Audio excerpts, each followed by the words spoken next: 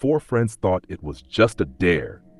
But inside the abandoned St. Agnes Orphanage, they found something that never wanted them to leave. Some escaped, but the curse followed them home. The real horror you'll only feel when you hear the full story. Their four friends, Daniel, Sarah, Imran, and Chloe, sat in the campus cafe, teasing each other about courage. Sarah smirked. "None of you would last a night in St. Agnes Orphanage," she said.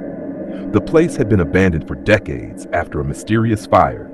Rumors spoke of children's cries echoing in the halls and a faceless girl roaming the corridors. Daniel laughed, though a flicker of unease crossed his face. "At midnight we'll go," Daniel said. Chloe hesitated but nodded. They approached the orphanage under a pale silver moon. The rusted gate creaked open like a warning as they stepped into the overgrown courtyard, flashlights slicing through the shadows. Inside, dust and decay filled the air.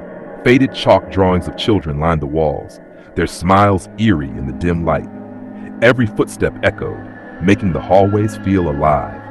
Suddenly, whispers and faint giggles drifted through the corridors. It sounded like children playing hide and seek.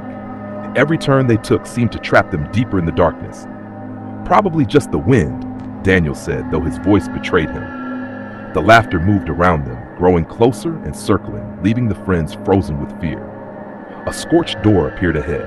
The wood was warped, brittle, and cold. Sarah hesitated, but Daniel pushed it open. Inside, the room was frozen in time. Charred walls bore tiny handprints, etched deep. A faint coughing filled the air, like dozens of children gasping. Shadows flickered in the corners, moving as if alive. The door slammed behind them, then swung open with a creak. Trembling, they fled, hearts pounding, realizing the room seemed almost watching them. In the next corridor, Chloe spotted a figure, a young girl in a white nightdress, bare feet hovering slightly above the floor. Her hair fell over her shoulders, but her face was smooth, blank, featureless.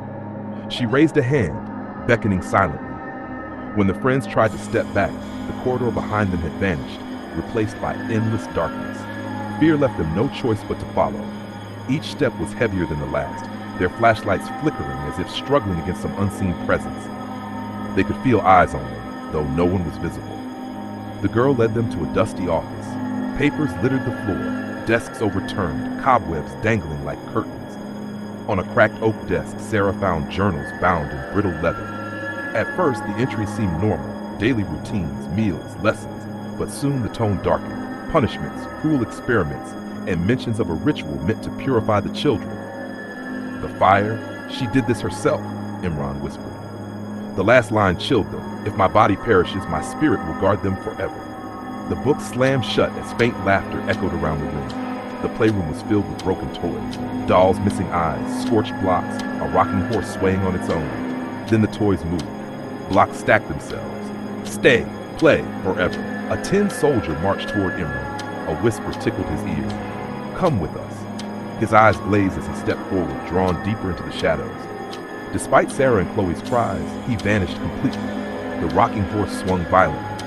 Dolls turned their heads, following invisible movements. Panic surged, and the room seemed to grow colder with each heartbeat. Hearts racing. The faceless girl appeared again, closer this time. Her blank skin rippled with dozens of mouths screaming in unison. One must stay. Walls trembled, toys rattled. The building seemed alive with rage. Daniel grabbed Sarah and Chloe. "Run!" he shouted, shoving them toward the exit. He turned back to face her alone. Her hands reached for him, and the floor beneath shook.